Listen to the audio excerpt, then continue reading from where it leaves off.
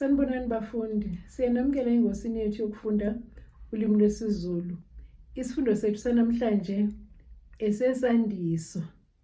Isandiso ke siwucezu oluncane olungaphansi kocezu olukhulu olubizwa ngokuthi isikhanyiso. Ngaphansi kwesikhanyiso ke sinesandiso nesenza ukuthi. Kodwa namhlanje ke sizogxila ocezwini esilibiza ngokuthi isandiso. Isandiso sihlukene ke izigabagaba naso. Sizoqala ke sikhulume ngesandiso senkathi esisikhombisa isikhathi. Isandiso senkathi ke uma senza isibonelo nje sithi siya edolobheni namuhla. We're going to town today. Igama ke elithi namuhla liyisandiso senkathi ngoba likhomba isikhathi esizoya ngaso edolobheni. Uma sithi izingane bezidlala izolo, the children were playing yesterday. Igama elithi izolo liyisandiso senkathi ngoba lisitshela isikhathi izingane ezihambe ngaso zaya edolobheni. Uma sithi ugogo uphekile kuThangi, Granny cooked the day before yesterday. Uma sithi kuThangi, igama lelo elikhomba inkathi, liyisandiso senkathi. Bahambe ebusuku beya esibhedlela. They went to hospital at night.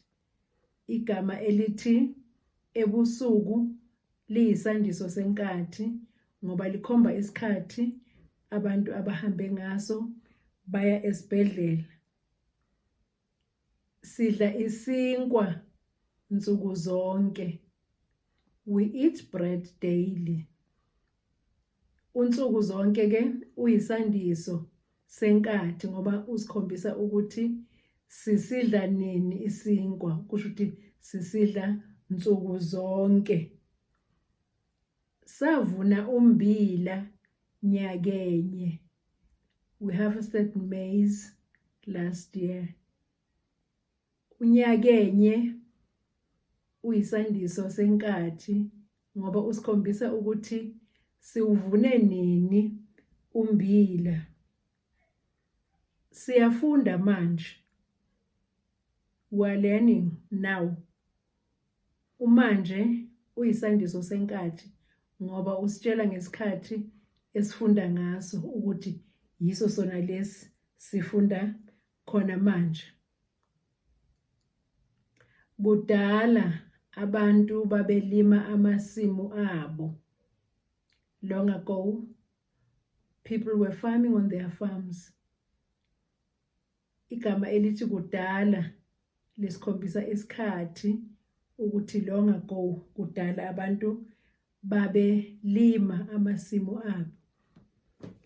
Siphuza amanzi kusihlwa.